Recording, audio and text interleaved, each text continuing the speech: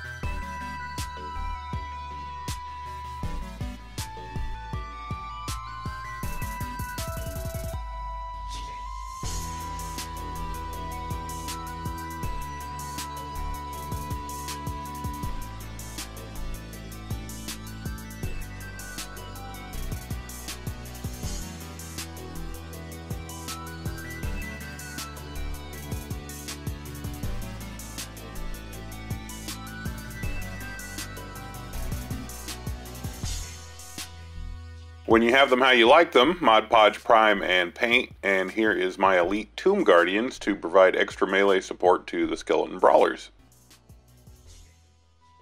These tough troopers will be able to move independently across the field and provide an extra punch in hand-to-hand combat. Price on these is 12 pennies for the knight, 20 pennies for the bones, a penny for the base, and a penny for the yard supplies, so 24 pennies each, or 72 pennies for this unit of 3 Tomb Guardians.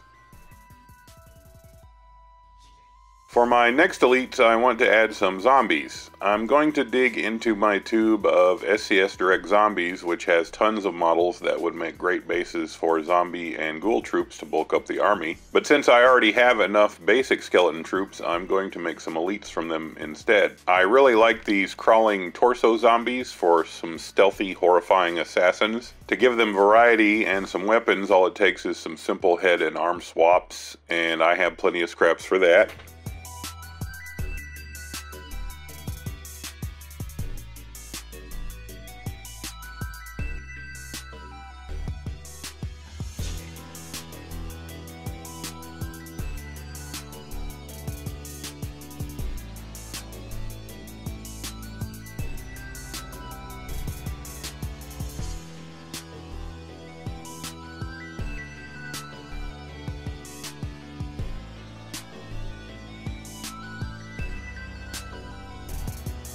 Mod Podge prime and paint, and here are 4 crawling assassins to creep up on the enemy.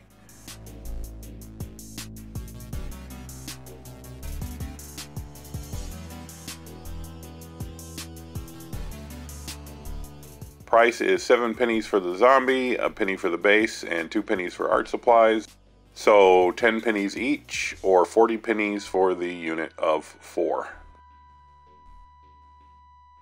So in the Start Collecting box, there are 5 skeletons on horseback, and they add a fast assault to that army list. I don't have any dead horse miniatures or a good way to make some, but I still want a swift unit that can speed across the battlefield. So out of the zombie tube, I found this weird running zombie clutching a teddy bear, and I decided that the long hair and crazy face would make the basis for a good war banshee. So I snipped off the arms down to the pits, and I did save those little teddy bears for later. I have no idea what I'm going to do with them, but I'm sure they'll be good for something. And the faces on them had pretty bad mold lines, so I cleaned up those and then removed those crazy legs.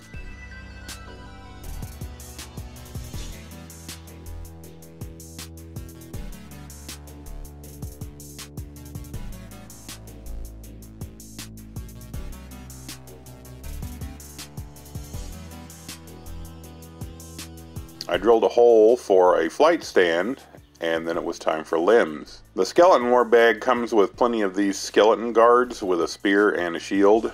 They were a bit too boring for my army, but the arms are a perfect fit for the banshees. I just snipped those off of the skeletons and glued them on right at the pits in various poses, and when the glue was set, onto some bases for Mod Podge Prime and Ghostly paint. And here is my unit of war banshees ready to fly across the board, screaming all the way.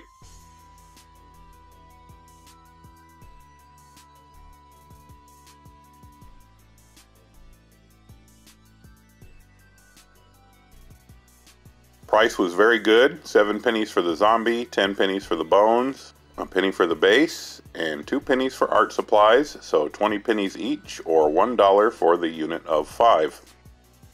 And here are my elites all together, 72 pennies plus 40 pennies plus $1, so $2.12 for the elites. And if we add that to the grunts, who are $5.13, that brings this army of 31 miniatures to $7.25. Not bad, but we're not done yet. I still need some war machines. Join me for part 3, where I'll be adding 2 more big projects to my army to bring some serious firepower. So be sure to like, comment, and subscribe for all the great minis for Pennies projects. And if you want to support my work or want to say thanks for the inspiration, you can always buy me a coffee at the link below, like these generous people.